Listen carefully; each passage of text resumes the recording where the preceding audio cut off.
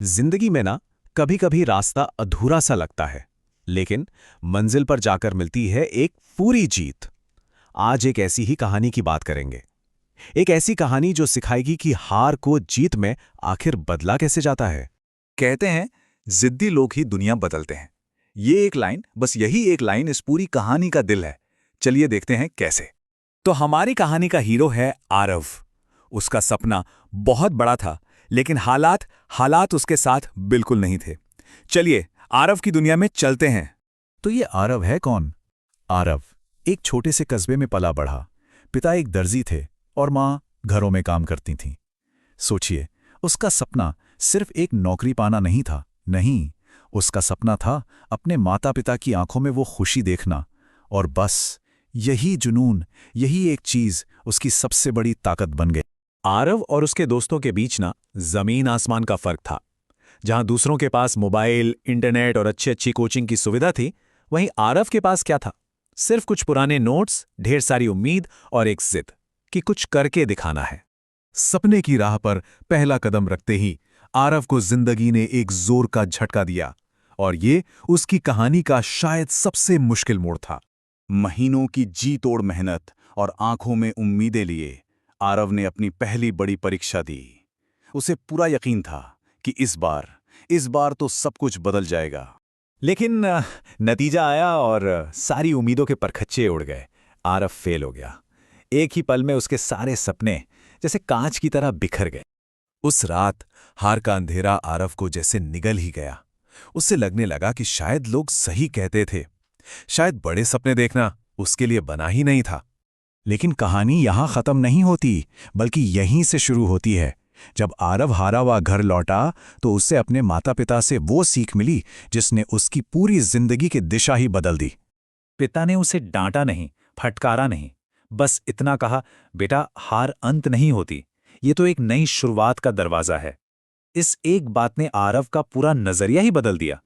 और फिर माँ ने वो बात कही जिसने उसके अंदर सोई हुई हिम्मत को जैसे जगा दिया। उन्होंने कहा, जब गिरकर उठोगे ना तो लोग तुम्हें जिद्दी कहेंगे, और एक बात याद रखना, जिद्दी लोग ही दुनिया बदलते हैं। बस वो एक पल था, वही एक पल था जब आरव हमेशा के लिए बदल गया। इस नई सीख के साथ अब आरव सिर्फ एक सपने देखने वाला लड़का नहीं था, वो एक अनुशासित योद्धा बन चुका था। अब उसकी तैयारी में सिर्फ उम्मीद नहीं थी, बल्कि एक ठोस प्लान था। उसने अपनी हार को अपनी सीढ़ी बना लिया। सबसे पहले अपनी गलतियों को समझा कि आखिर गड़बड़ हुई कहाँ।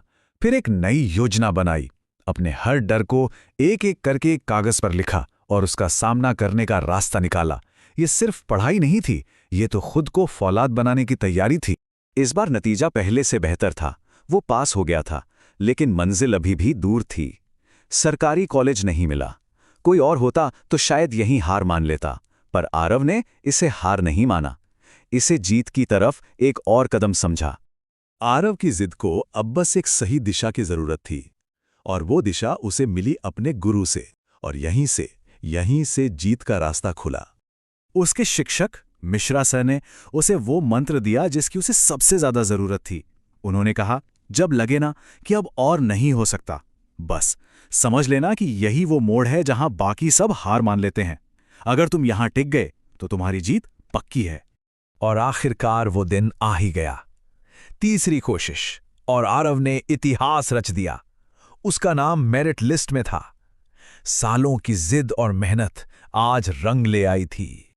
ये सिर्फ आरव की जीत नहीं थी, ये उसके पूरे परिवार की जीत थी। उसके पिता की आवाज में खुशी की एक अलग ही कंपन थी, और माँ के शब्दों ने उस दिन को सार्थक कर दिया जब उन्होंने कहा था, देखा, जिद्दी लोग सच में दुनिया बदलते हैं। लेकिन आरव की कहानी कॉलेज में एडमिशन पर खत्म नहीं हुई। असल में उसने अपने संघर्ष से मिले सबक को अपनी जिंदगी का हिस्सा बना लिया और अपनी सफलता को दूसरों के लिए प्रेरणा का एक स्रोत बना दिया। आरव यही नहीं रुका। उसने इंजीनियरिंग पूरी की, एक बहुत अच्छी नौकरी हासिल की, और फिर वो वापस अपने कस्बे लौटा ताकि वो उन बच्चों की मदद कर सके जो आज भी उसी की तरह संघर्ष कर रहे थे। जब आरव ने अपनी पहली तनख्वाह अपने पिता के हाथों में रखी तो उन्होंने एक बहुत गहरी बात कही। उन्होंने कहा, बेटा, हमारी गरीबी नहीं, हमारे डर हमें छोटा बनाते हैं। ये एक बेटे की जीत से मिली एक पिता की सबसे बड़ी सीख थी। और आखिर में आरव की कहानी एक सवाल छोड़ जाती है। सवाल यह है कि मंजिल पर पहुंचना ज्यादा जरूरी है या फिर रास्ते पर चलते रहना, भले ही घुटनों के बल क्यों ना चलना पड़े। जरा सोचिए, हम सब अपनी जिंदगी में कहां हार मान लेते हैं और कहां बस थोड़ा सा और टिक कर हम भी जीत सकते हैं।